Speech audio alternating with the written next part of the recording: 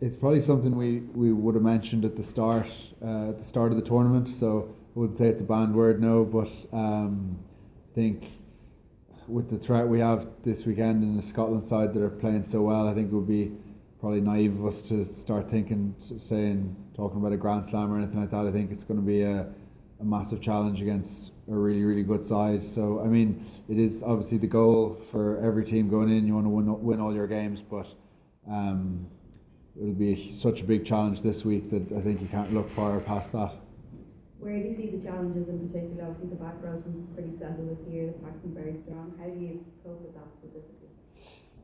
Yeah, I mean, Scotland have threats across the board. Really, their forwards have been really effective. Scrum and maul has been very good. Obviously, as a back row, I always think towards the breakdown. Lads like Jamie Ritchie and Hamish Watson coming back in, there's huge threat in that area. So that's always a focus for me. And then I think the way their backline have been playing is makes it a big challenge for defences. And you've seen so far in the 3 games they've played, defences have struggled to live with them. So that'll be a big focus for us defensively as well.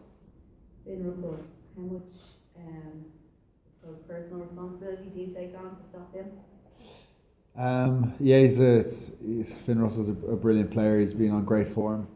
I think, I suppose the trick with him is you don't try and think you'll try solve it on your own.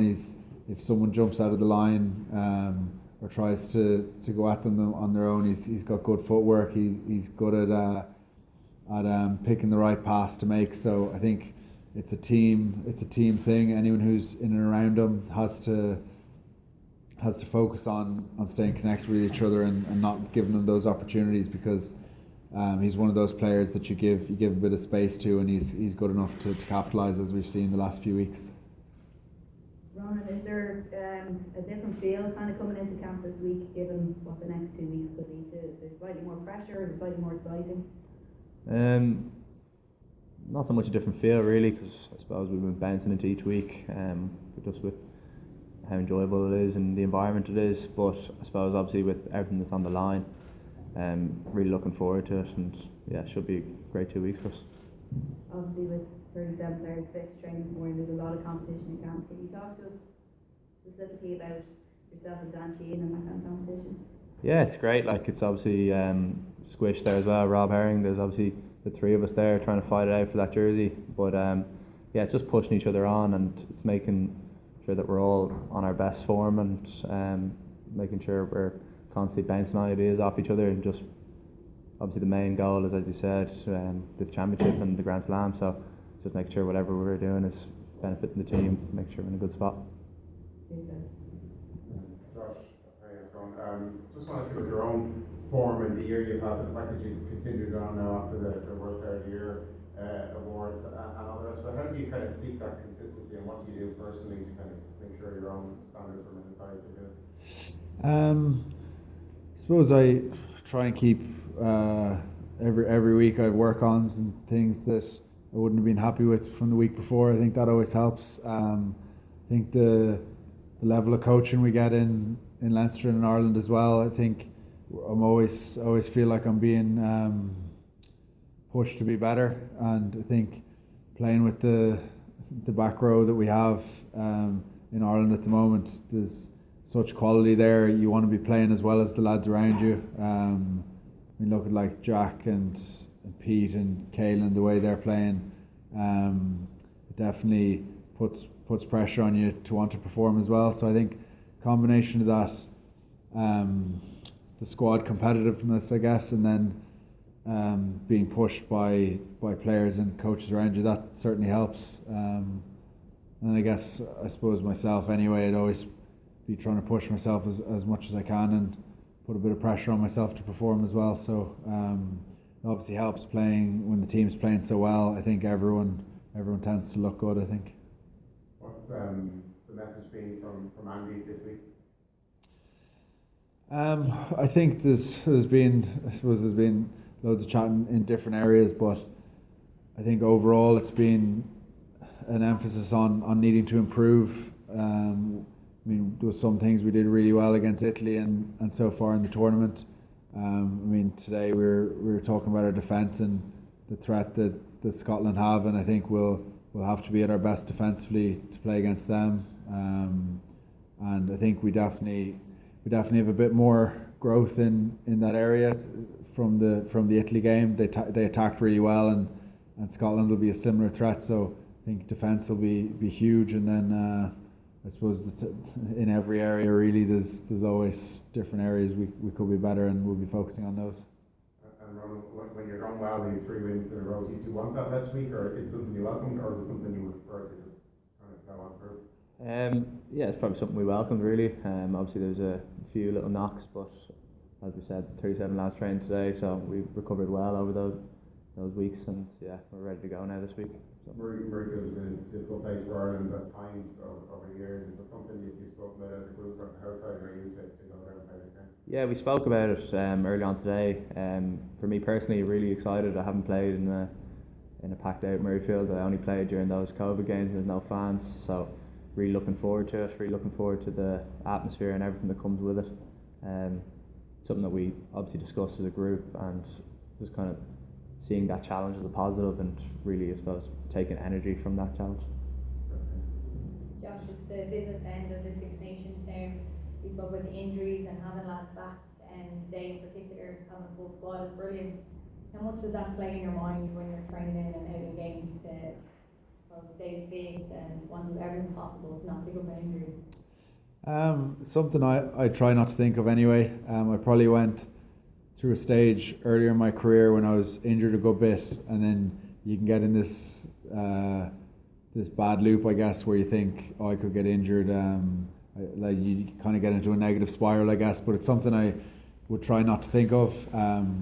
But it's great to have everyone training today. It was great to see a few of the lads who've been struggling with knocks or injuries. Great to see everyone coming back, and it definitely adds so much to the group. The experience that lads bring, and then I suppose everyone's on better form then as well, because when you have lads who aren't training, everyone wants to be training, and when there's guys not training, it can obviously be pretty tough on them. So yeah, it was great to have everyone out training, and hopefully it stays that way. Yes, and then I thought about Ronan, just the pressure of people talking about France, pressure of places, the competition for places, and then you're thinking about your fitness as well. Is it something that plays on your mind? No, like similar to what Josh said, just kind of focusing on what you can control and what you can do day to day. And I suppose for me personally, that's just focus on what I can bring to training, and then hope that selection for the weekend allows me to bring it into the game. And Josh, how much do you think this squad has grown as a team through the Six Nations? Yeah, it has been good. I think every time this group has come together to train and to play games, we've always tried to improve, and there's been things we've developed. And one thing that is really good about this group is how close everyone gets together. In terms of, like, there's some lads you might not know as well, but you're always better friends with them than you were before, which I think probably doesn't sound like much in terms of performance, looking at the performance side of things, but it makes a huge difference when you're playing with lads you know well, they're your friends, and I think that's hugely important, and also then the way we've developed throughout the tournament. You have things you do well in some games, and you kind of grow on those. You take the positives from it, and then I suppose the more games you play as well, the more games you have to review, and then you learn from those as well. So it's definitely it's been a big focus of the coaching staff, and for us as players, it's certainly been driven that we need to keep improving and improve every week. So hopefully we're doing that. Last week we spoke to Bob O'Connell just about the preparation for games, and he spoke about when he played for Ireland how this current team are way ahead of preparations than he would have been in his team at that time. That a lot of you would have notebooks and journals, and you have all of your research as such done ahead of time, and something that maybe he said they didn't really do as much of. Is there things in particular that both of you do before games to prepare? Well, I suppose line-out defence, say, would be one thing. Ronan and I would tend to be beside each other for that. So, as an example, we'd look at video clips together and see what kind of a threat the opposition has. That would be, I suppose, one thing. You get in those small groups and try and do the analysis on the opposition, try learn from each other, and even like I'm sure I see Ronan with the other hookers, they're going through what some of them did well in training, what some could do better, and that kind of thing. So I think it has been really good, those little small groups and each group of players trying to help each other improve.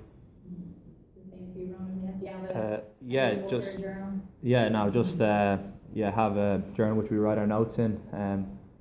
Basically just everything that Josh said, but then as well, I suppose what's really helped us as well has probably been Gary Keegan coming in and helping on the mental side of things, and that's just another kind of string in the preparation that you kind of have to get right, and you have to do your own mental stuff and make sure that you're right for the weekend with your little cues and stuff.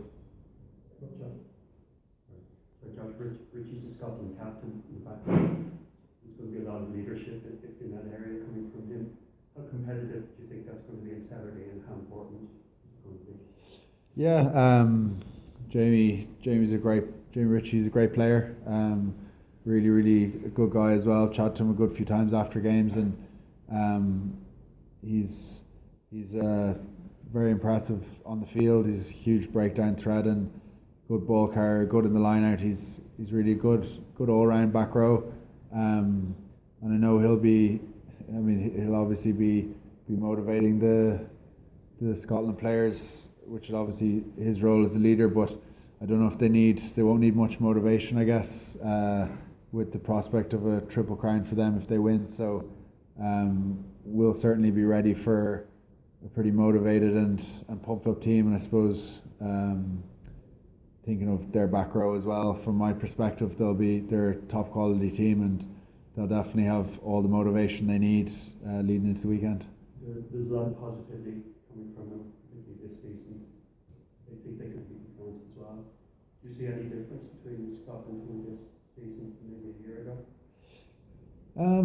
I suppose it's hard to say specific things, but I think the way they've attacked, the way they've probably blended all the areas of their game.